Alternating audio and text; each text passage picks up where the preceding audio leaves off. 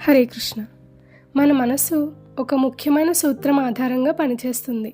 దానినే GIGO సూత్రం అని అంటారు. GIGO అంటే గార్బేజ్ ఇన్ గార్బేజ్ అవుట్. ఏది లోపలికి వెళితే అదే బయటకు వస్తుంది. అంటే చెడు విషయమే లోపలికి వెళ్తూ ఉంటే చెడే బయటకు వస్తుంది మన నుంచి అని.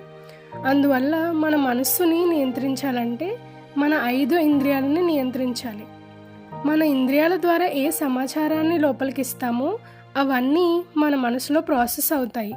దాని ఫలితంగానే మన మనసు భావాలు, కోరికలు, వ్యసనాలు, ప్రతికూలత, హీనభావం, గర్వం, నిరాశ లాంటి ఆ గార్బేజ్ అంటే చెడు విషయాల ద్వారా ఏవైతే మన మనసులోకి వెళ్ళాయో వాటి ఆధారంగా ఉత్పత్తి చేస్తుంది.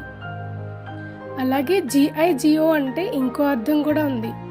గుడ్ ఇన్ గుడ్ అవుట్ లేదా గాడ్ ఇన్ గాడ్ అవుట్. అంటే మంచి విషయాల్ని లోపలికి తీసుకుంటే, ఆ భగవంతుడి గురించి తెలుసుకుంటే అదే బయటికి వస్తుంది అని.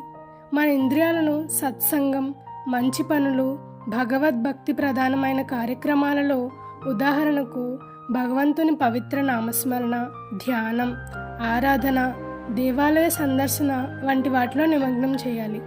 ఇవన్నీ మనసును నియంత్రించడానికి చాలా ఉపయోగపడతాయి. హరే కృష్ణ.